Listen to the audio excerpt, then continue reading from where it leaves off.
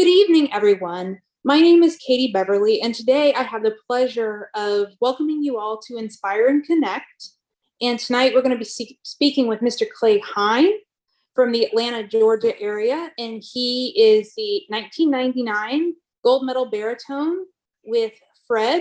He's also appeared in the top 10 many times and been a multi-time medalist with a Mighty Wind quartet as well as Category 4. So we're really excited to talk to him today about his upcoming performance with his new quartet, or relatively new quartet, Brouhaha, at our Greater Indianapolis and Circle City Sound Chapter show. So Clay, can you tell us a little bit about the new quartet? Sure. We started kind of right before COVID.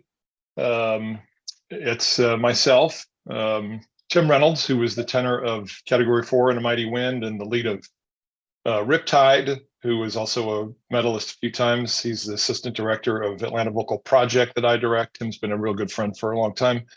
Kirk Young, who lives up in New Hampshire and was the bass of Category 4. And Dave Calland, who lives in Ohio and has been a really good friend for a long time, who sang with the Allies and Uptown Sound, got a few medals with them. Been real active in barbershop for a long time, directs the Singing Buckeyes course right now. So we got together before COVID because we wanted to kind of continue on what we were doing with Category 4, and our lead, Tim Brooks, had just moved out to Denver. And we've been good friends with Dave Calland for a long time and thought it'd be fun to sing with him. And we had some fun singing together, and then COVID hit, and we still tried to get together every couple of months, which was one of the few fun things that happened during COVID shutdown times. But we had such a good time getting together and singing. We thought, because we were kind of coming out of COVID, we'd keep going, and we had a repertoire we'd picked up with some songs from previous quartets, and then a bunch of new songs. And we just had a lot of fun singing together. It was one of the like I said, one of the few highlights over the time we were kind of locked down was we got together every couple of months just because it was fun to sing together, and we really valued that a lot. So we didn't have a name for a long time, and as we kind of came out of COVID, we thought we should let folks know we're together and hopefully do some performances. And to do that, we'll probably need a name. So we came up with the name Brouhaha, and because we just have a lot of fun singing together. We want to kind of at least keep the fun going while keep other things and perform as much as we could, but keep other things low key. So we decided to compete in there's a new barbershop organization that started a couple of years before COVID. That's kind of a fun, quirky, once a year get together Society for the Preservation and Propagation of Barbershop Quartet Singing in the U.S. I'm reading that because I have trouble remembering all those words. But they had their first contest, coincidentally, this last January, and we thought, well, that sounds like a one weekend a year. The contest was really low key and just kind of have fun singing. And we thought, well, we'll try that. And we won that, which we were really excited about. So we're the current and first SPP, we call it for short, because all those words are hard to remember in a row, for the first SPP champs. So we've since then we've had several performances, a couple chapter shows, a couple other things, and we're just kind of the thing that we love the most is singing together and just kind of sharing barbershop. Yeah, that's wonderful. I failed to comment. I believe that Brouhaha also sang at International for VHS last year. We in the Saturday evening show. We did. We were performance for everyone there. That was a lot of fun. It was. We were gonna sing on a show, which would have been awesome, on Thursday night last year with Instant Classic and GQ, and Chad Bennett, who organizes that, had organized a show with those two of those quartets and us, and we were super fired up about it. And then we were doing a thing. We were going to sing a couple songs Saturday night before they made the big announcement, along with my daughter's quartet, Hot Pursuit, and then do kind of a joint song together about how much fun it is to sing together. So we were really pumped about all that, and all set to do it. And Kirk Young, our bass, showed up to International on Wednesday and was feeling terrible. He had a fever and a sore throat, and Kirk is a teacher. Over the summer, he works at a concert venue, and they make him take like 2 COVID tests a day. And he'd taken like COVID tests twice a day for the last week and didn't have COVID. And we got together and Kirk just felt awful. And we sang in a big open space because we weren't sure what Kirk had. This was Wednesday, and we walked away from there, and I walked away with Tim Reynolds, and Tim said, "Well, I'm glad he doesn't have COVID." And I said, "Of course he has COVID. Who has those symptoms that doesn't have COVID now?" And it turned out he tested positive for COVID the next day in the afternoon. So he didn't get to do the cool show with It's the Classic and GQ, but we did get to. We had a replacement bass. Harrison from Wildfire stepped in. He's young and a quick learner because his brain's not full of all the stuff that it gets full of as you get older. So he learned the joint song we were going to do with Hot Pursuit, and we ended up having a good time doing that on Saturday night.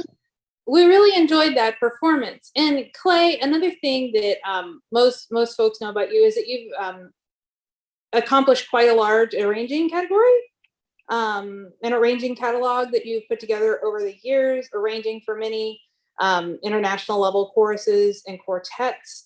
So is Brouhaha going to be singing any of your arrangements? I also know that Brouhaha has done some arranging. So can you speak to that a little bit? Hi. Yes. Katie says hi. My wife, Becky, says hi also. Sure. Yeah. So I've been in barbershop since I grew up around, I'll give you the medium length version of all that. I grew up around barbershop. Both my parents were really involved in barbershop when they were kids. My dad actually joined when he was 14. My mom's dad was a barbershopper. So like my kids are fourth generation barbershoppers. And I grew up around barbershop, finally joined the chorus that my dad directed when I was 14, and quickly started getting real interested in arranging. I remember saying, I loved standing around like we all do when we first start singing barbershop, singing tags and standing around in a quartet and learning cool new tags. And after rehearsal, after the afterglow, after rehearsal one night, I said, "Hey, Dad, how come we don't hear folks singing the tags from the last year's top 10 album?" Because at that point, you'd buy a record that had the top 10 quartets on it. And he said, "Well, you should take some of those tags off and teach them, and that'd be fun." So I started messing around with listening to the tag and trying to manuscript it, and got interested in how come these notes work together. Started to get interested in arranging. A guy who had just started working for Spebskosa at the time as a field rep named Dave Labar, who a lot of folks might remember. Dave was a great barbershopper, did a lot for the organization, and just a super enthusiastic guy. He had just started working for BHS, Spebskosa at the time, came to visit the Detroit area where we lived at the time. And I said to Dave, "I'm interested in arranging." And he recommended getting a book called The Theory of Barbershop Harmony that was written a long time ago by Dr. Bert Szabo. And it was a fantastic book. It's not very thick, but it was just kind of hardcore theory. I read that like 12 times and then started to understand it, and just got really into vocal arranging. My dad was with a quartet called the Four Henchmen at the time. We finished in the top 20 a couple times in the early 80s, and I did a couple arrangements for them. Went to college, started singing with a quartet my senior year, and then moved to Atlanta and sang in a quartet with my dad and Tim Brooks and Jed Brooks, Tim's older brother Jed, and did a lot of arranging for them. And they were nice enough to try out my stuff. Started singing with Fred. Joe Connolly was coaching my quartet at the time, which was called Atlanta Forum, and asked me if I would do a couple charts for Keepsake, his new quartet. And that was, so I just always really loved vocal arranging for barbershop.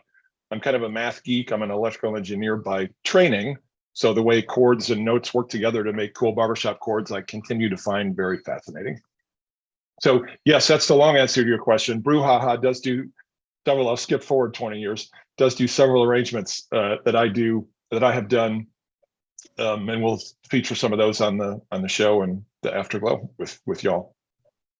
Perfect. Thank you so much. We just wanted to make sure we highlighted that part of your barbershop career, as well as the high level quartet singing and directing as well. So what are you most looking forward to about coming to Indianapolis's show? Well, a couple things. I mean, we just love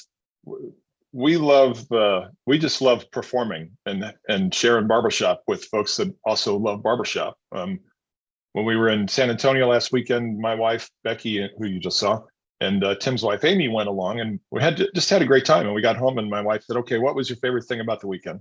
And I, of course, said, "Well, other than being able to have you there and spend time with you while you were there, we just love performing." I mean, that's one of the awesome things about this quartet. We just have a really good time being on stage and sharing barbershop. And we look at it as more of a conversation and interaction with the audience rather than we'll sing and you listen. Just we're all in a room together and we just happen to be singing and having fun, and we want to share that with y'all and hear what y'all think about it.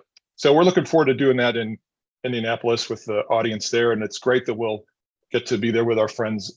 Instant Classic, known them for a while, and they're always a lot of fun to hang out with. They did a show here in Atlanta for the Stone Mountain Chorus years ago, and ended up back late at our house after the Afterglow, and had a great time hanging out with them and singing. So it's always fun seeing them and friends up there. I also have some relatives up in Indianapolis, aunt and an uncle and 3 cousins and their spouses and kids. So I think there's probably 10 or more people from my family coming to see us. So that's always fun to get a chance to combine barbershop and visiting family.